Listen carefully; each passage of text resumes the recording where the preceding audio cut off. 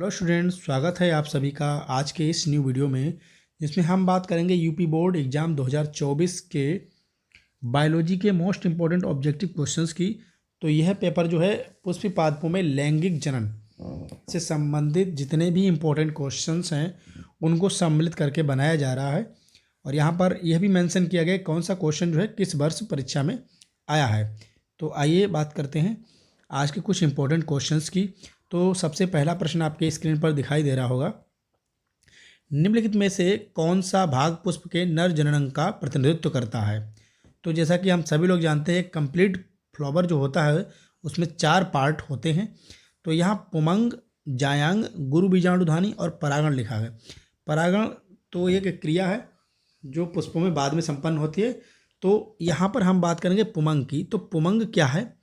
पुमंग जो है पुष्प के नर जननांग का भाग होता है, या इसे पुष्प का नर जननांग कहते हैं। इसको एक और नाम जानते हैं पुंकेसर। पुंकेसर भी इसको कहा जाता है। तो पुंकेसर भी इसे कहते हैं।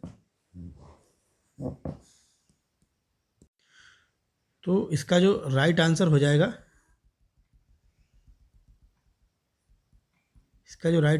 वो ए हो जाएगा, पुमंग या पुंकेसर। नेक्स्ट क्वेश्चन जो है प्रश्न नंबर 2 देखेंगे, और ये क्वेश्चन इंपॉर्टेंट भी है, आप इसको तैयार करिएगा। यहाँ पर देखेंगे आवृतबीजी पौधों में पुंकेसर है। तो पुंकेसर क्या होता है? पुंकेसर जो होता है वो नर जननांग होता है, इसे हम नर जननांग कहेंगे। तो बी इसका राइट आंसर हो जाएगा। और ये क्वेश्चन यूपी बोर्ड की 2019 के एग्जामिनेशन में आया था। नेक्स्ट क्वेश्चन नंबर 3 देखेंगे, अगुणित कोशिका है।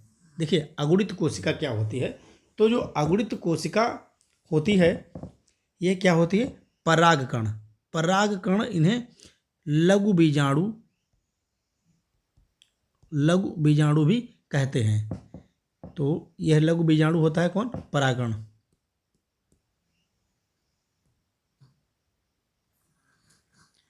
नेक्स्ट क्वेश्चन नंबर देखेंगे, प्रश्न संख्या 4 देखेंगे, इंपॉर्टेंट है और इसको अवश्य आप तैयार करिएगा। जैसा कि आप देख पा रहे हैं, प्रारूपिक आवृतबीजी पराग कोष में लघु बीजाणुधानियों की संख्या कितनी होती है?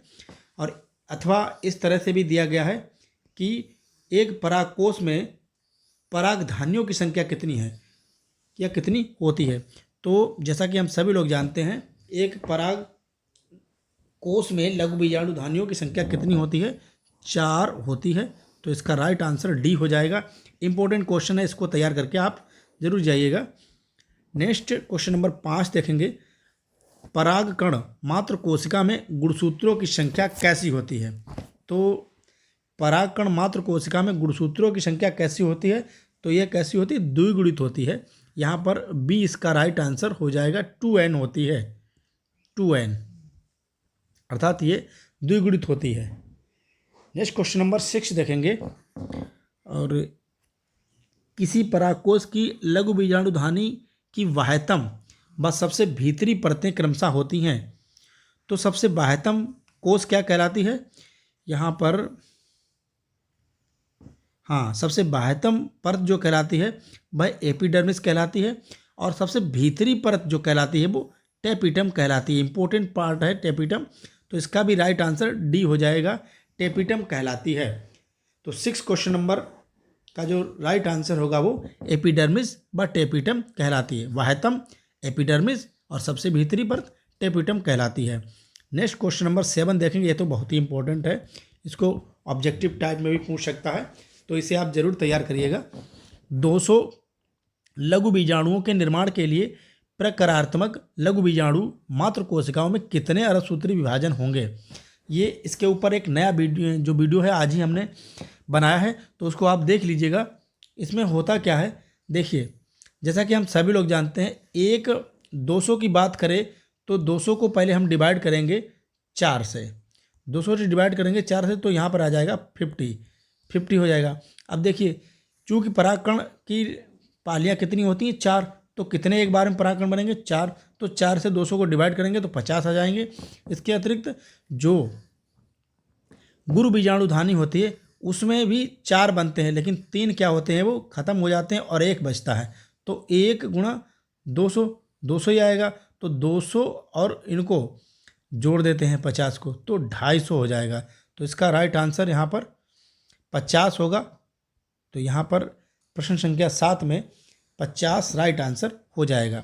और सीधे सीधे आप जानिए, जब मात्र कोशिकाओं की संख्या पूछ रहा है तो दी हुई संख्या को डिवाइड बाई 4 करना है, और अगर पराकणों की संख्या पूछ रहा है तो मल्टीप्लाई बाई 4 किया जाएगा। सीधे सीधे क्वेश्चन जो है आप याद रखें। नेक्स्ट क्वेश्चन देखेंगे, प्रश्न संख्या 8। 112 लघु बीजाणुओं के निर्माण हेतु लघु बीजाणु मात्र कोशिकाओं में कितने अर्धसूत्री विभाजन होंगे। अब देखिए, पूछा है कि कितने परागकण बनेंगे, तो 4 से डिवाइड करना है सीधे सीधे। अगर हम 4 को 11 से डिवाइड करें, स्टूडेंट हम आपकी लैंग्वेज में ही डिवाइड कर दे रहे हैं ऐसे करके, तो 4 दूनी 8 हो जाएगा, 3 बचे 32 हो गए, 4 अट्ठे 32। तो यहाँ पर 0 आ गया, यानी हमारा आंसर 28 आ गया, जो कि विकल्प बी में सही है। तो बी इसका राइट आंसर हो जाएगा। नेक्स्ट क्वेश्चन नंबर देखेंगे 9, और इम्पोर्टेंट क्वेश्चन है, इसको जरूर देखें। परागकण पाए जाते हैं, तो परागकण कहाँ पाए जाते हैं इसके विषय में बात करें। प्रश्न संख्या 9 जो कि 2023 में आया था, तो प्रश्न संख्या 9 का जो राइट आंसर हो जाएगा जनन कोशा तथा एक नलिका कोशा में। जनन कोशा तथा एक नलिका कोशा में, इसका जो है सी राइट आंसर होगा। सी राइट आंसर होगा। नेक्स्ट क्वेश्चन नंबर देखेंगे 10। एक अंड समुच्चय के निर्माण में कौन सहायक होता है। देखिए, यह है भ्रूण कोश, सॉरी ये भ्रूण है, ये क्या है, भ्रूण है। यहाँ पर 3 होती हैं प्रतिमुख कोशिकाएं, और यहाँ पर 2 इधर उधर अंड को, सॉरी 2 सहायक कोशिकाएं, और एक बीच में क्या होती है, अंड कोशिका होती है। तो इस वाली को हम अंड कोशिका कहते हैं, और इधर उधर सहायक कोशिकाएं होती हैं। तो क्या कहेंगे यहाँ पर, अंड कोशिका व सहायक कोशिकाएं। बी इसका राइट आंसर होगा। इस तरह से यहाँ पर ध्रुवीय केंद्रक होता है, और यहाँ पर प्रतिमुख कोशिकाएं होती हैं, और इस तरह से बीजांड का निर्माण होता है। मैं आपको बीजांड बना के दिखा रहा हूँ।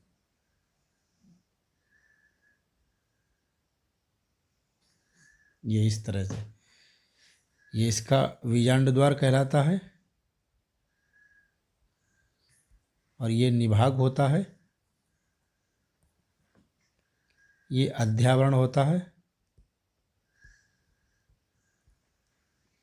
इस तरह से बीजांड निर्मित होता है। तो इसका बी राइट आंसर हो गया है। क्वेश्चन नंबर 11 देखेंगे, बहुत ही इंपॉर्टेंट है, हर बार परीक्षा में आता ही आता है, तो इसे जरूर तैयार करेंगे स्टार लगाकर। देखेंगे, बीजांड का वह स्थान जहाँ बीजांड ग्रंथ जुड़ा होता है, अर्थात ये वाला पार्ट पूछ रहा है यहाँ पर, होता है उसे कहते हैं, या अथवा करके इस तरह से पूछता है, बीजांड का वह स्थान जहाँ बीजांड ग्रंथ जुड़ा होता है कहलाता है। तो वह स्थान क्या कहलाता है, नाभिका कहलाता है। बी इसका राइट आंसर हो जाएगा। प्रश्न 12, निभाग पाया जाता है, तो निभाग कहाँ पाया जाता है बताएंगे सभी स्टूडेंट कमेंट्स में। ये आपके लिए छोड़ दे रहा हूँ, इसको आप जरूर बताइएगा। क्वेश्चन नंबर 12, निभाग पाया जाता है। नेक्स्ट क्वेश्चन नंबर है प्रश्न संख्या 13, और ये 14 और 2008 में आया, जो कि बहुत ही इंपॉर्टेंट क्वेश्चन है, ना आने की कंडीशन में भी आपको पता होना चाहिए। तो यहाँ लिखा है, भ्रूण कोश विकास के लिए निम्नलिखित में कौन सा क्रम सही है। तो हम देखेंगे, आर्कोस्पोरियम जो है, आर्किस्पोरियम नंबर 1 पर दिया गया है, तो अभी विकल्प हमारे चारों सही हैं। आगे देखेंगे गुरु बीजाणु, तो यहाँ पर ये गलत हो जाता है, जहाँ जहाँ गुरु बीजाणु दूसरे नंबर पर दिया है, ये क्वेश्चन दोनों गलत हो जाएंगे। अगला दिया है गुरु बीजाणुद्भिद, इसकी तो कोई आवश्यकता ही नहीं है, तो विकल्प ये गलत हो गए। इसका मतलब हमारा बी राइट आंसर सही है। आर्कियोस्पोरियम, गुरु बीजाणु मात्र कोशिका, गुरु बीजाणु उसके पास जो है भ्रूण कोश बनता है। तो यह इस तरह से बी इसका राइट आंसर होगा। नेक्स्ट क्वेश्चन देखेंगे, प्रश्न संख्या 14, निम्न में कौन सी कोशिकाएं सभी प्रकार के भ्रूण कोश में पाई जाती हैं। तो सभी प्रकार के भ्रूण कोश में पाई जाने वाली कोशिकाएं कौन सी होती हैं, इसका जो राइट आंसर होगा अंड कोशिका। अंड कोशिका जो है सभी प्रकार के भ्रूण कोश में पाई जाने वाली कोशिकाएं हैं। और यह प्रश्न जो है 2018 में यूपी बोर्ड की एग्जामिनेशन में आया था। और अगला क्वेश्चन नंबर 15, पोलिगोनम प्रकार का भ्रूण कोश है या फिर एक प्रारूपी आवृतबीजी भ्रूण कोश परिपक्व होने पर होता है। तो जो पोलिगोनम प्रकार का भ्रूण कोश होता है ये 7 कोश की 8 केंद्र की होता है। इंपॉर्टेंट क्वेश्चन है, इसको अवश्य तैयार करके जाइएगा। तो ये 15 नंबर क्वेश्चन का बी राइट आंसर हो जाएगा। ये 7 सेल्स एंड 8 न्यूक्लियस वाला होता है।